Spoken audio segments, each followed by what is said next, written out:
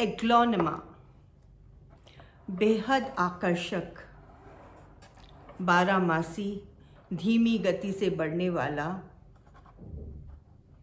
एक indoor plant है। इसके पत्ते बहुत ही मुलायम, they are very soft to touch, अलग अलग रंगों में पाए जाते हैं।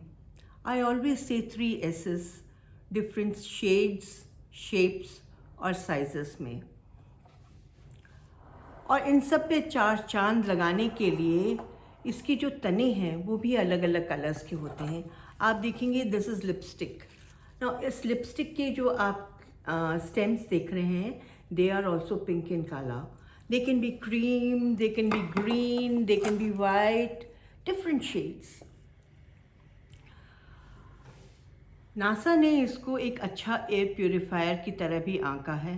कहते हैं ये फॉर्मेल्डिहाइड और बेंजीन हवा से साफ कर देता है। क्योंकि ये नर्सरी से लाया जाता है, जनरली स्लाइटली महंगा है, क्योंकि 200 रुपीज़ एंड अबव इसका रेट है।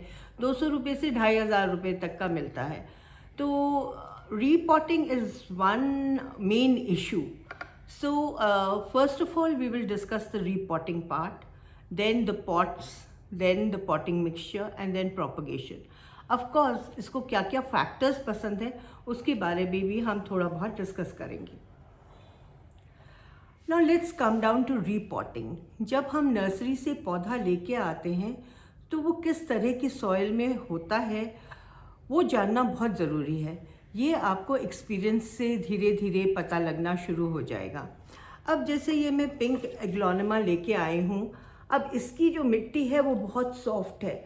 आप देखिए मेरी उंगली जो है इसके अंदर चली जाती है। ऐसे ही मैं एक ग्रीन एग्लोनिमा भी लेके आई। आप देखिए this is that green aglaonema, but इसकी मिट्टी इतनी टाइट है कि दबाने से भी वो नहीं जाती। तो इसको आपको कुछ हद तक झाड़ना पड़ेगा इसमें से, क्योंकि अगर इसी को ही हम रिपोर्ट कर देंगे तो फिर बड़ा मुश्किल हो जाएगा इसकी ग्रोथ के लिए। ओके, मौसम स्प्रिंग में या बरसातों में ही इसको रिपोर्ट करें। अगर बाई चांस आप गलत सीज़न में ले आए हैं तो उसको वैसे ही रखिए पॉट के अंदर, उसका ख्याल रखिए ऑफ कोर्स। एंड जब सीज़न आए, सही वक्त आए, तब उसकी रिपोर्टिंग कीजिए। Now let's come down to the pots. आप देखेंगे कि जो मैंने ग्रीन एग्लोनिमा हैं, क्योंकि they are slightly larger in size, मैंने उनको मिट्टी के गमलों में लगाया है, 10 इंची और 8 इंची गमलों के अंदर। जो छोटे एग्लोनिमास हैं उनको आप अगर सेरेमिक में लगाने हैं, क्योंकि you have to place them indoors. अगर सेरेमिक में लगाने हैं तो प्रेफर कीजिए कि अनग्लेज सेरेमिक में लगाएं। जैसे कि मैंने ये एग्लोनिमा लगा रखा है, I show you the picture also. देखिए ये दिस इज़ अनग्लेज्ड सेरेमिक। कुछ आप ग्लेज में भी लगा सकते हैं, लेकिन उससे बेटर रहता है कि आप प्लास्टिक के गमलों में लगा दें इनको। Then you can keep them into the decorative pots. Pot size is very important, कि जितना बड़ा पौधा है उसी हिसाब से आप गमले को सिलेक्ट करके उसको लगाएं। Now we come to the soil mix. I will discuss about like what soil mix I am using. मैं कंपोस्ट, मिट्टी, कोकोपिट और रेता मैं बराबर भागों में लेती हूँ। तो 10 इंची के अगर हम गमले के बारे में बात करें तो उसमें मैं 1 मुट्ठी नीम की खली और 1 मुट्ठी परलाइट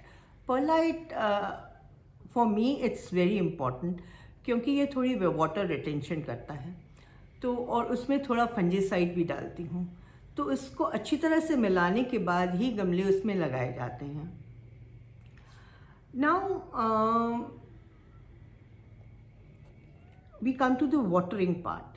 पानी जो है उसको बहुत कम की ज़रूरत है। The soil has to be very well drained, you know. तो पानी तो बहुत कम चाहिए होता है इसको।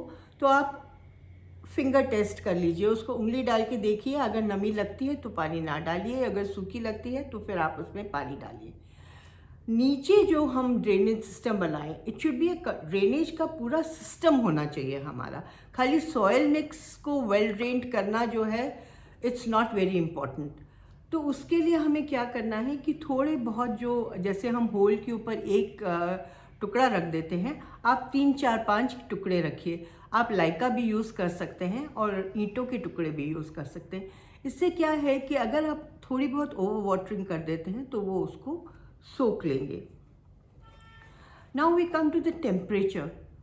10 से 30 डिग्री इसका पसंदीदा टेम्परेचर है, लेकिन द थिंग इज़ अगर ये 15 डिग्री से ज़्यादा टाइम नीचे टेम्परेचर में रहता है तो इसमें चोट लगने के पत्तों को चांसेस होते हैं, जिससे उनमें काले धब्बे आने शुरू हो जाते हैं। ह्यूमिडिटी में एक्चुअली क्या है, सूखी हवा इसको बिल्कुल भी पसंद नहीं है। तो जब भी खुश्क हवा होती है तो स्प्रे बॉटल हमेशा साथ में रखिए और मिस्टिंग करते रहिए। सनलाइट का तो आपको पता ही है, it's a shade loving plant, तो डायरेक्ट सनलाइट में तो बिल्कुल भी नहीं रखना है इनको। और कोई भी हल्का फुल्का लाइटेड कॉर्नर हो घर के अंदर तो वहाँ आप इन्हें रख सकते हैं। Now let's come down to the propagation. Propagation basically जो इनकी हो सकती है वो होती है इनकी जो बेसल शूट्स निकलती हैं। आप देखेंगे एक पौधा लगेगा, उसके साथ में ये एक छोटा सा पौधा और निकल आएगा, जिसको हम बेसल शूट कहते हैं। तो जब ये ज़्यादा हो जाते हैं तो आप इनको निकाल के, इनको सेपरेट आउट करके इनको लगा सकते हैं।